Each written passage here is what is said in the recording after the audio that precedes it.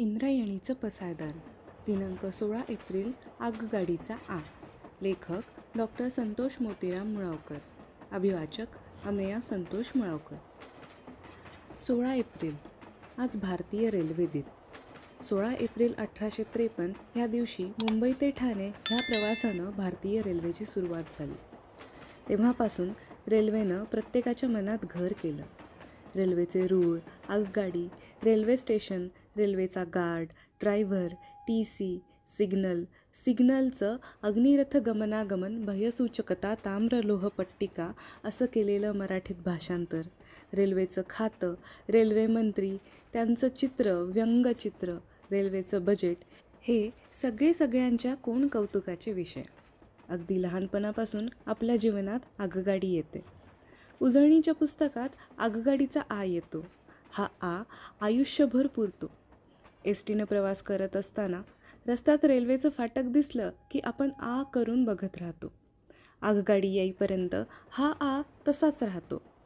आपल्यासोबतच्या लहान मुलाला आ करून बघण्याची सवय लागावी म्हणून आपण त्याला बघ झुकझुक गाडी असं म्हणत आगगाडी दाखवतो. आपल्या लहानपणी आपल्या जीवनात आगगाडी येते. मामाच्या गावी आगगाडी असेल किंवा नसेल, पण मामाच्या गावी जाण्याचं एकमेव साधन म्हणजे झुकझुक गाडी. ही झुकझुक गाडी गावात नसली तरी प्रत्येक घरात असते. घरातला प्रत्येकजण झुकझुक गाडी खेळतो. मोठी माणसं लहान मुलांसाठी कितीतरी आगगाडीचे इंजिन होतात. ओठांचा आक्रसलेला चंबू करतात.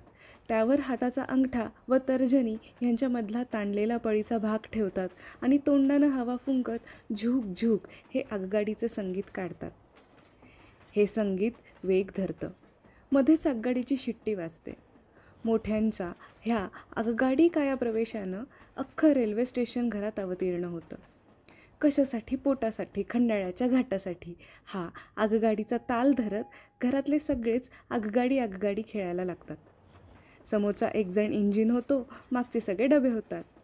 समोरच्याच्या शर्टाचं किंवा फ्रॉकचं मागचं टोक धरत डब्बे एकमेकांना जोडले जातात आणि झुकझुक करत ही आगगाडी घरातला ह्या खोलीतून त्या खोलीत फिरायला लागते. लागलीच घरातून अंगणात येते आणि बघता बघता रस्त्यावर उभ्या असलेल्या एखाद्या ओळखीच्या बसमध्ये सुद्धा शिरते. ह्या आगगाडीचे सगळे डब्बे वातानुकूलित असतात. इथे रिझर्वेशनचा प्रश्नही नसतो. शेजारचा एखादा नवा डब्बा ह्या आगगाडीत येऊन मिसळतो. एखाद्या डब्याचं इतर डब्याशी भांडण झालं तर तो डब्बा कट्टी धरून बाजूला होतो. कट्टी तुटायलाही वेळ लागत नाही. आगगाडीमुळे आपल्या जीवनात मैत्रीचं जंक्शन येतं.